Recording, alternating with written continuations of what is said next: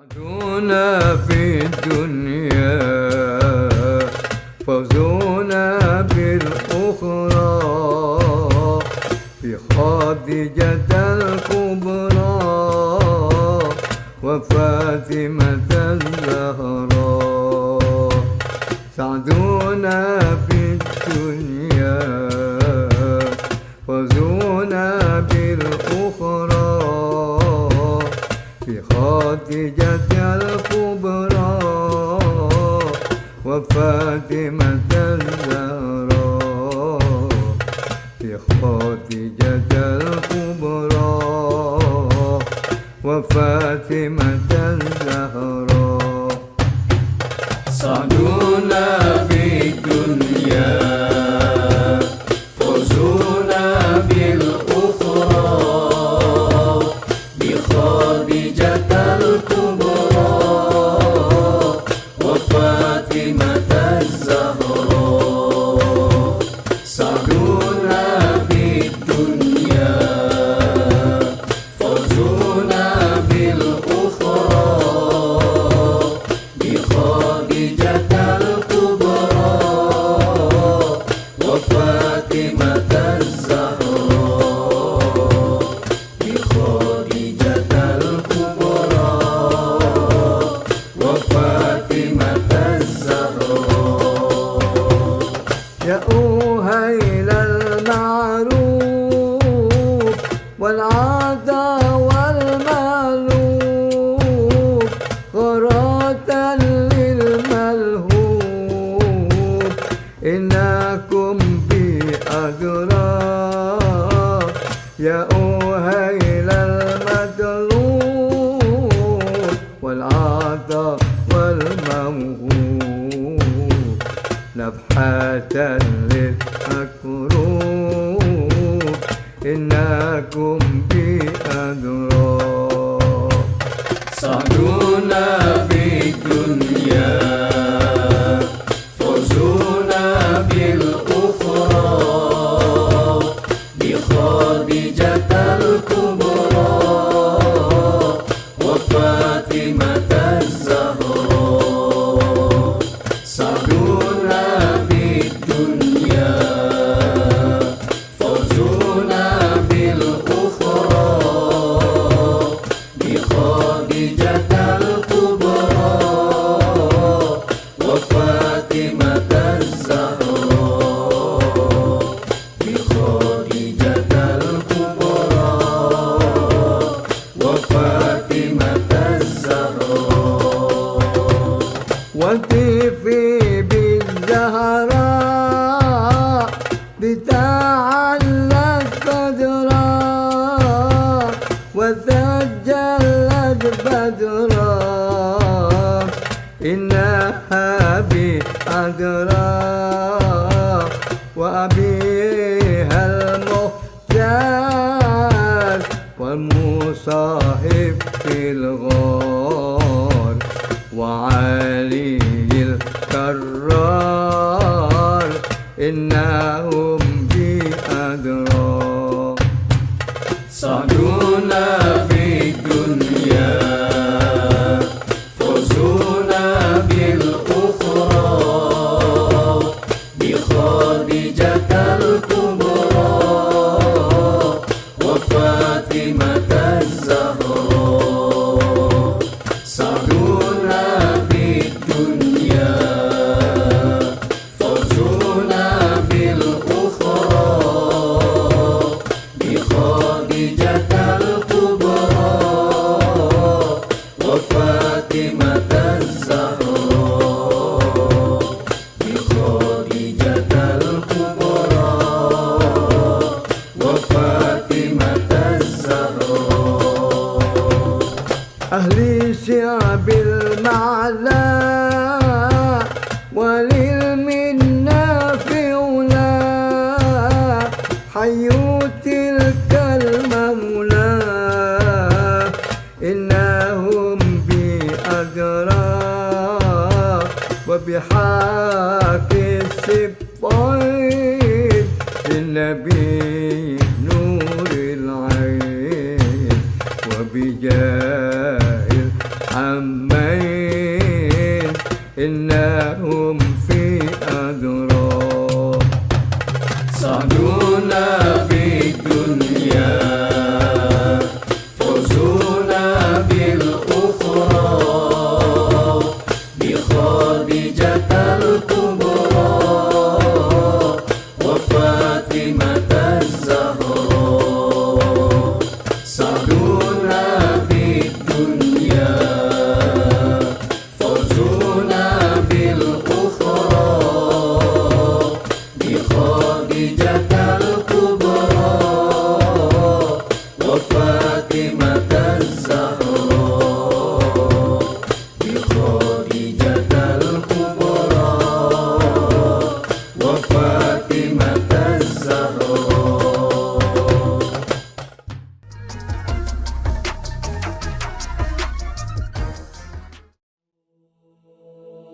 السلام عليك يا رسول الله ورحمة الله وبركاته. السلام عليك يا محمد بن عبد الله. السلام عليك يا خيرة الله. السلام عليك يا حبيب الله. السلام عليك يا صفوة الله. السلام عليك يا أمين الله. أشهد أنك رسول الله وأشهد أنك محمد بن عبد الله وأشهد أنك قد نصحت لأمتك وجاهدت في سبيل ربك وعبدته حتى أتاك اليقين فجزاك الله يا رسول الله أفضل ما جزى نبيا عن أمته. اللهم صل على محمد وآل محمد أفضل ما صليت على إبراهيم وآل إبراهيم إنك حميد مجيد.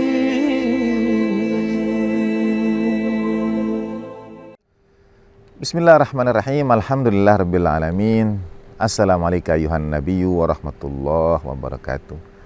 Assalamualaikum wa ala ibadillahi salihin. Assalamualaikum warahmatullahi wabarakatuh. Asyhadu an la ilaha illallah wahdahu la syarikalah wa asyhadu anna sayyidana Muhammadan abduhu wa rasuluh la nabiyya ba'dah. Allahumma salli wa sallim wa barik ala sayyidina Muhammad wa ali sayyidina Muhammad wa ajil farajah. Segala puji kita panjatkan kehadirat Allah Ta'ala yang dalam Al-Quran telah menghamparkan bagi kita bumi dan daratan. Dalam hal ini kita berada di tengah hamparan pematang sawah. Teriring salam salawat, kita mohonkan Allah Ta'ala senantiasa limpah curahkan kepada baginda Nabi besar Rasulullah Muhammad Sallallahu Alaihi wa alihi Wasallam. Berada di hamparan pematang sawah ini yang menghasilkan padi, kemudian menjadi beras, makanan pokok bagi sebagian besar masyarakat di negeri kita, membawa saya pada beberapa ayat Al-Quran tentang makanlah. Ada begitu banyak ayat Al-Quran, dimulai dengan kalimat atau kata a'udzubillahi minasyaitonir rajim, kulu, yang artinya makanlah. Kulu washrabu, makan dan minumlah. Pertama, makan sebagai perintah, bukan makan sekadar makan, bukan makan sembarang makan. Betul kita diperintahkan untuk makan, barangkali tanpa diperintahkan, tanpa turun ayat Al-Quran sekalipun, manusia secara alamiah akan tergerak untuk makan. Kalau lapar, ya pasti berusaha mencari makanan.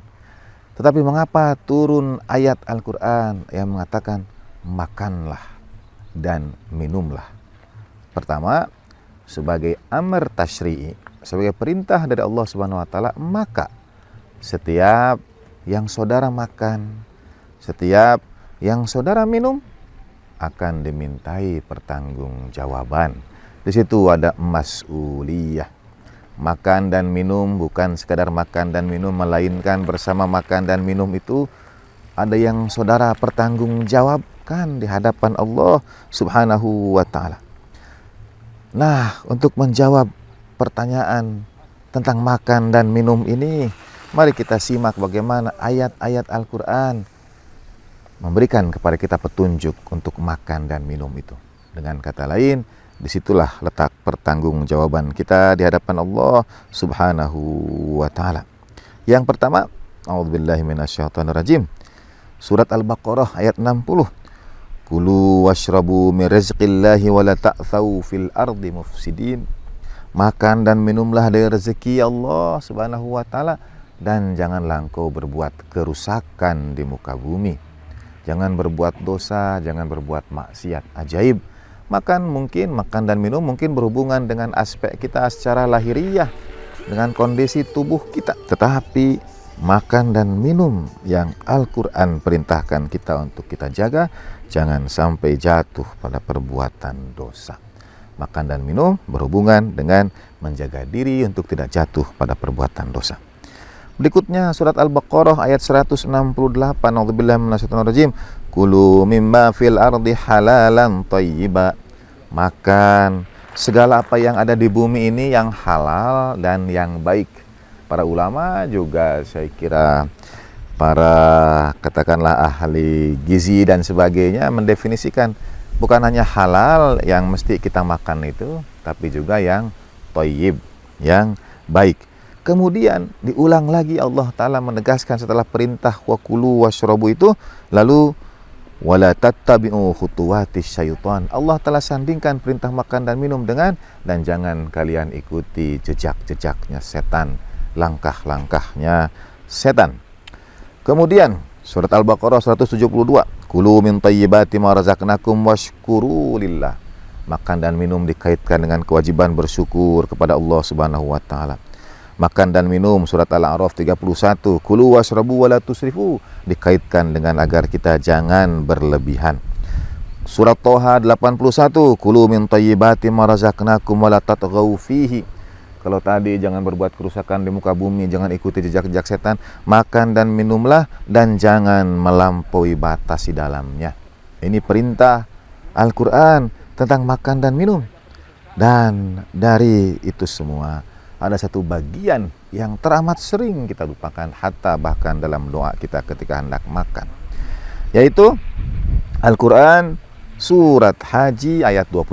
A'udzubillahi minasyaitonir rajim. Fakulu minha wa at'imul ba'isal faqir. Makanlah dari karunia Allah Ta'ala itu dan beri makanlah orang yang berkekurangan, orang yang fakir. Jadi perintah makan juga mengikat pada kita untuk memberi makan orang lain. Wa at'imul ba'isal faqir, beri makan orang yang kekurangan, orang yang fakir.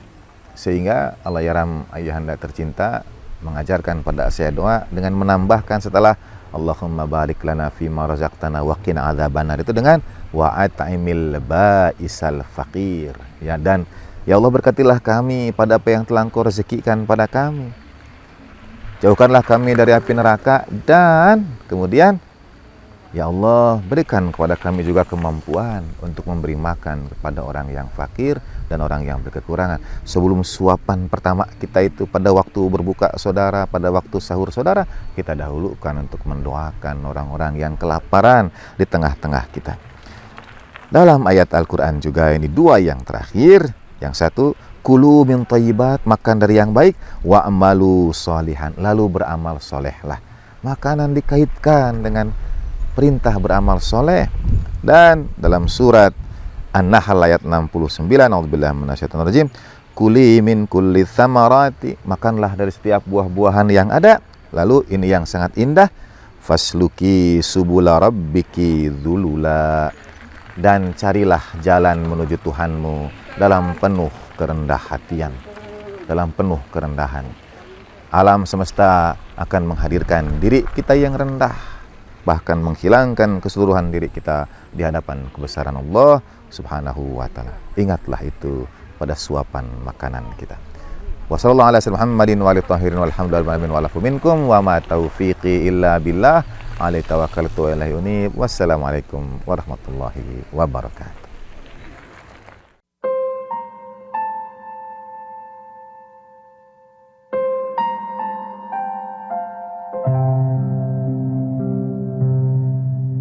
Bismillahirrahmanirrahim. Assalamualaikum warahmatullahi wabarakatuh. Alhamdulillahirabbil alamin. Wassalatu wassalamu ala sayyidil anbiya'i wal mursalin wa ala alihi thayyibin tahirin wa ashabihil muntajabin. Orang yang mukmin ialah kata orang yang menahan kelebihan bicaranya dan mengeluarkan kelebihan rezekinya. Itu orang mukmin yang menahan kelebihan bicaranya dan mengeluarkan kelebihan hartanya. Orang munafik katanya sebaliknya, mengeluarkan kelebihan pembicaraannya dan menahan kelebihan hartanya. Jadi bagian yang ketiga adalah bagian pembicaraan yang di dalamnya ada bahayanya dan ada manfaatnya. Dan bagian yang keempat adalah pembicaraan yang di dalamnya tidak ada bahaya dan tidak ada manfaatnya. Kata Al-Ghazali, pembicaraan yang di dalamnya hanya ada bahayanya saja, itu jelas-jelas harus kita hindarkan, dan kita harus memilih diam untuk pembicaraan yang hanya ada bahayanya saja.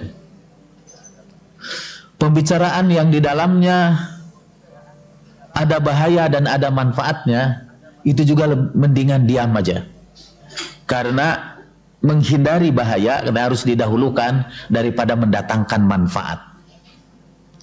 Di kalangan ulama-ulama Nahdlatul Ulama misalnya ada ketentuan yang berbunyi menghindarkan bahaya harus didahulukan dari mendatangkan manfaat. Itu sebuah kaidah usul fikih. Kalau kita mau mengambil kesimpulan di dalam kehidupan sehari-hari, kita pikirkan itu bahaya. Di situ ada bahayanya, di situ ada manfaatnya. Lebih baik kita tidak melakukan hal itu, karena menghindarkan bahaya lebih diutamakan daripada mendatangkan manfaat. Darul mafasid muqaddamun ala jalbil masalih, kata ulama-ulama Nahdlatul Ulama itu. Jadi menghadiri klub misalnya, atau maksud klub itu apa? Bar misalnya. Kalau di Amerika dulu ada single bar, orang-orang datang ke situ. Di situ ada manfaatnya, bisa mencari persahabatan. Tapi ada juga bahayanya, maka lebih baik kita tidak hadir. Merokok itu Pak, dengan mohon maaf kepada bapak-bapak yang merokok, juga kepada ibu-ibu yang merokok. Merokok itu ada manfaatnya, jelas ada manfaatnya. Membina persahabatan, kan? Menyambungkan silaturahmi, melting ice, breaking ice. Jadi kalau orang beku, tidak bisa bicara awal-awal, tawari dulu rokok. Ada banyak manfaat, tapi juga ada banyak bahayanya. Karena itu saya memilih untuk tidak merokok sama sekali. Itu karena tadi itu berpegang kepada kaidah itu. Ada manfaatnya dan ada bahayanya, itu juga lebih baik kita pilih diam untuk menghindarkan bahayanya. Adapun yang tidak ada manfaatnya dan tidak ada bahayanya, itu pembicaraan yang berlebih, itu pun lebih baik kita hindari. Sehingga tinggal satu saja, hanya 1/4 akhirnya yang harus kita keluarkan, yaitu pembicaraan yang isinya itu betul-betul hanya manfaat saja, hanya ada gunanya saja. Kata Al-Ghazali juga, kalau kita mau berbicara, hendaklah pembicaraan kita itu melewati 4 gerbang pemeriksaan. 4 gates, 4 gerbang pemeriksaan. Saya juga udah berlebihan bicara itu. Udah aja bahasa Indonesia tambah 4 gate segala. Ya.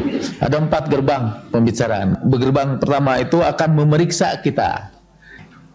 Gerbang yang pertama itu bertanya, apakah yang kita katakan itu benar atau salah? Itu ukuran pertama, benar atau salah. Kalau benar, go ahead. Nah, pada pintu yang kedua kita akan ditanya, apakah pembicaraan kita ini bermanfaat atau tidak? Bisa saja pembicaraan kita itu benar tetapi tidak bermanfaat sama sekali. Betapa banyaknya itu kebenaran yang kalau kita sampaikan menimbulkan permusuhan. Kita melihat misalnya pada kawan kita ada cacat yang sangat menonjol, lalu kita sampaikan kebenaran. Kok begitu gitu. Itu benar, tetapi ketika melewati yang kedua, apa manfaatnya kita mengemukakan itu? Malah yang kita temukan adalah madaratnya. Itu gerbang yang kedua. Kalau sudah gerbang kedua lulus, itu sudah benar, sudah bermanfaat. Kemudian gerbang yang ketiga, apakah cara kamu menyampaikannya itu sudah baik atau tidak? Jadi ukuran ketiganya kita berbicara dengan cara menyampaikannya itu. Bisa saja kalimat-kalimat kita ini benar dan mendatangkan manfaat kepada orang lain, tapi cara menyampaikannya keliru. Kalau itu udah kita temukan cara menyampaikannya, kita masuk gerbang yang keempat, yang terakhir. Apakah sudah tepat waktunya dan tempatnya untuk kita sampaikan? Nah, kalau kita selalu menyaring pembicaraan kita lewat 4 itu, insya Allah kita akan lebih banyak diam. Karena setiap gerbang kita harus berpikir lama. Bisa-bisa tidak jadi itu. Dari keseluruhan itu, kata Al-Ghazali, akhirnya hanya 1/4 dari pembicaraan kita yang masih keluar, yaitu pembicaraan yang betul-betul bermanfaat saja.